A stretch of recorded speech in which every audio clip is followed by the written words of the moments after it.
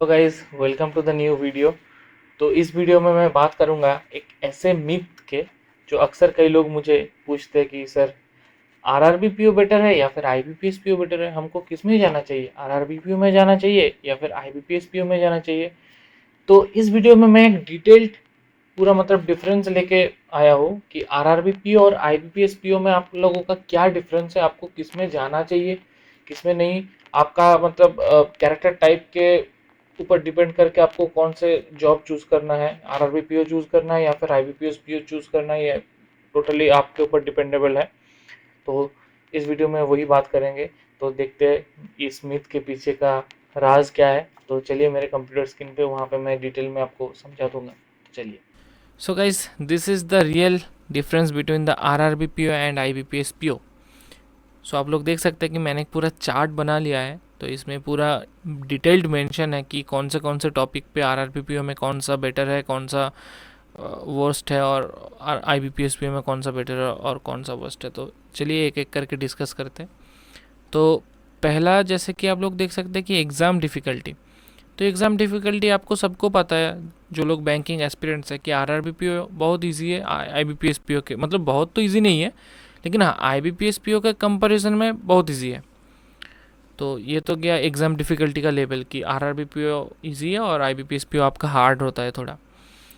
Designation का बात करूँ तो आईबीपीएस-पीओ और आरआरबीपीओ अगर दोनों ही, मतलब दोनों में आप सिलेक्ट हुए तो एज ए ऑफिसर स्केल 1 या फिर आप असिस्टेंट मैनेजर बोल सकते हैं, तो इस पोस्ट में आप सिलेक्ट होंगे। या तो आरआरबी पीओ क्लियर करिए या तो आईबीपीएस पीओ क्लियर करिए, दोनों में ही डेजिग्नेशन सेम है। उसके बाद आता है मेन जो मुद्दा सबका रहता है कि भैया पोस्टिंग कहाँ पे होगा।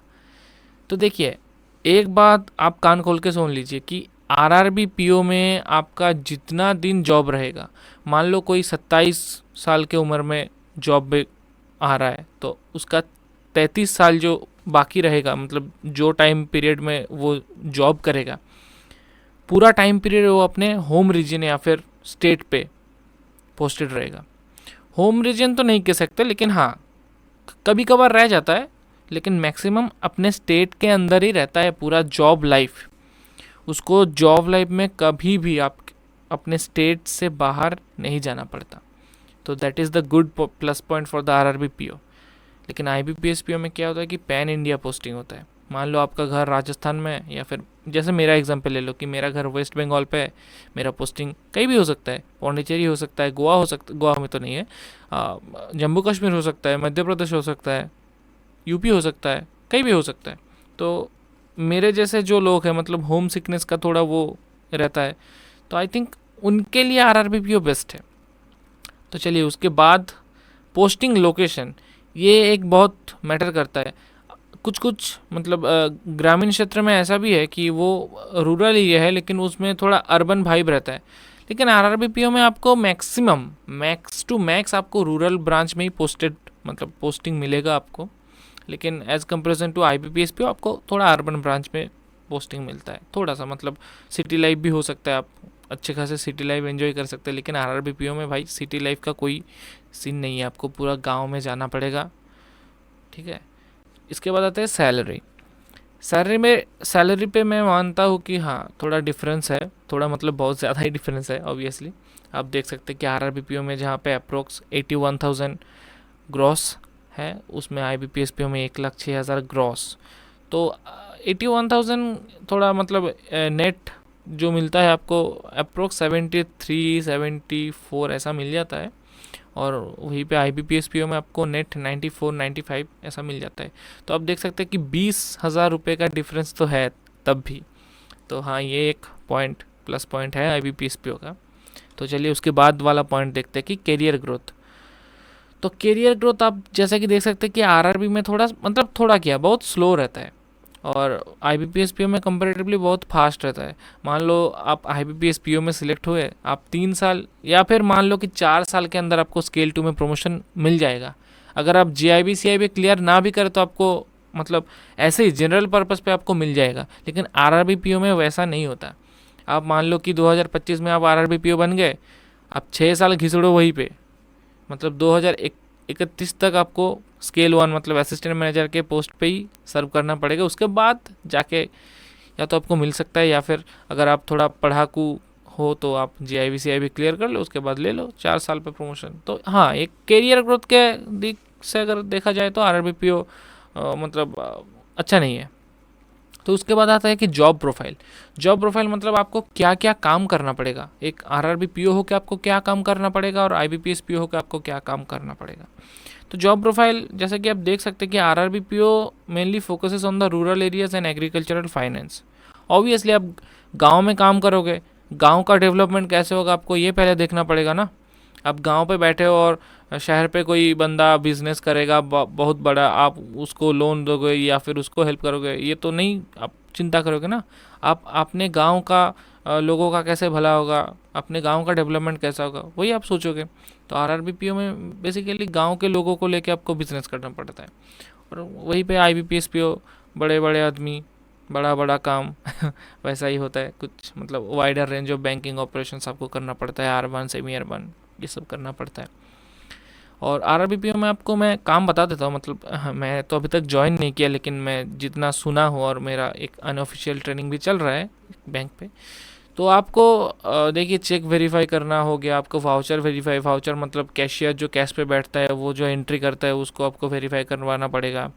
फिर आपको पासबुक प्रिंट करना पड़ेगा, पासबुक अपडेट करना पड़ेगा, अकाउंट ओपन करना पड़ेगा, account close, loan account close, loan account आपको बैलेंस चेक मतलब कितना ओवर ड्यू अभी बाकी है, कि लोन अभी कितना बाकी है, कितना दिया हुआ है, ये सब FD करना पड़ेगा, RD करना पड़ेगा, RD अकाउंट क्लोज हो सकता है वो करना पड़ेगा, आपको डेबिट कार्ड इशू करना पड़ेगा, चेकबुक इशू करना पड़ेगा, ये सब काम आपको करना पड़ेगा। और हाँ, SHG ग्रुप का लोन, सेल्फ हेल्प ग्रुप का लोन आपको करना पड़ेगी। ये सब मतलब RRBPO में ये सब जॉब प्रोफाइल है।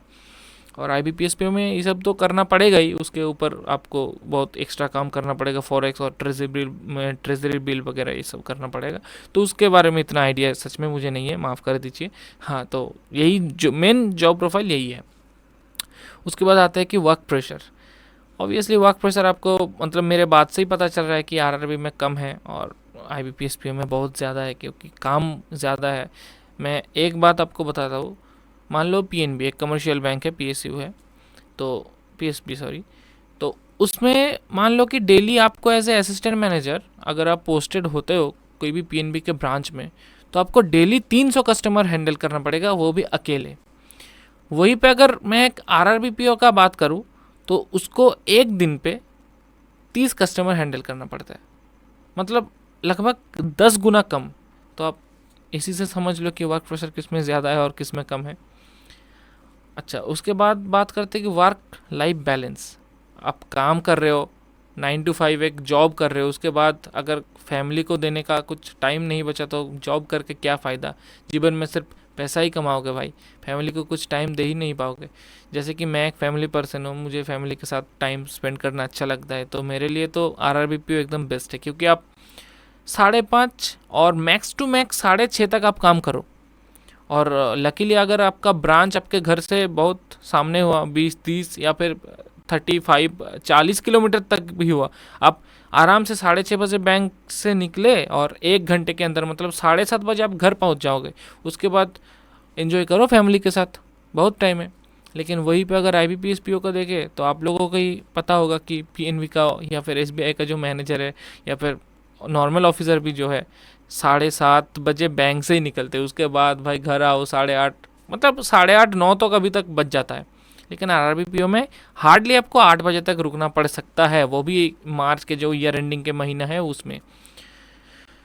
उसके बाद बात करते हैं कि पर्क्स मतलब आपको क्या क्या फैसिलिटीज़ मिलेगा। RRBPO में बहुत सारे फैसिलिटीज़ है, वो आप मतलब हम कोई और वीडियो में उसका पूरा एक लिस्ट बना के बात करेंगे कौन सा फैसिलिटी है। मेरे पास PDF पड़ा हुआ है, तो दूसरे कोई वीडियो पे। और IBPS PO में RRBPO से बहुत ज़्यादा फैसिलिटी है, यही समझ लो। अच्छा, उसके बाद एक और मेन चीज़ जो अक्सर कई लोग मुझे पूछते हैं कि भैया अगर मेरा यह जॉब लग गया उसके बाद क्या मैं दूसरे कोई जॉब के लिए प्रिपेयर कर सकता हूँ। तो मेरा आंसर होगा yes, if you are posted in RRBPO, but in IBPS PO scenario थोड़ा अलग है, थोड़ा मतलब बहुत ज़्यादा ही अलग है। RRBPO में आप 10 बजे से 6:30, मान लो ठीक है चलो 7 बजे तक आप काम कर लो बैंक में, उसके बाद आप घर आओ बिंदास 8 बजे से 10 बजे डेली 2 घंटा पढ़ो, जितना चाहे पढ़ो, तो इनफ टाइम आपको मिल जाता है स्टडी के लिए। लेकिन IBPS पे में भाई तुम मेहनत करके 9 बजे घर आओगे, उसके बाद क्या ही तुमको अच्छा लगेगा पढ़ने में। तो IBPS PO में थोड़ा सा मैनेज करना पड़ता है, हो पे भी जाता है लेकिन थोड़ा सा मैनेजेबल है, यही है। उसके बाद बात करते हैं लास्ट में वर्किंग आवर्स। वर्किंग आवर्स मैंने तो बोल दिया कि 10 से 5:30 रहता है नॉर्मली RRB PO में, लेकिन हाँ ये आपका मैनेजर, कलीग्स और आपका जो पेंडिंग वर्क है उस दिन का, उसके ऊपर डिपेंड करता है कि मान लो आपका बहुत सारा काम पेंडिंग है तो आप थोड़ी ना 5:30 बजे निकल पाओगे, आपको 6:30 या फिर 7 बजे भी हो सकता है। और मैनेजर के ऊपर भी थोड़ा डिपेंड करता है, मैनेजर और कलीग अगर काम बांट ले तो आपका थोड़ा प्रेशर कम हो जाएगा, तो सारे मिलके काम करेंगे तो जल्दी जल्दी आप छुट्टी ले पाओगे। तो वही सेम केस IBPS PO में भी होता है, लेकिन उसमें नॉर्मली 6:30-7 बज जाता है बैंक का काम ख़त्म करने में, उसके बाद तो अलग एक्स्ट्रा काम तो वो छोड़ ही दो। तो यही था मेनली RRB PO और IBPS PO का पूरा डिटेल कंपैरिजन। यही मतलब आप यूट्यूब पे जितने सारे वीडियो देखोगे वही सब घुमा फिरा के यही सब बातें कहते हैं, यही सब पॉइंट्स कहते हैं आपको। तो मैंने सोचा कि चलो एक पूरा टेबल बना के आपको पूरा पॉइंट समझा देते। तो यही था वीडियो, आप लोग देख लिए। तो चलिए मिलते हैं अगले वीडियो पे, तब तक के लिए बाय बाय और subscribe the channel guys, thank you.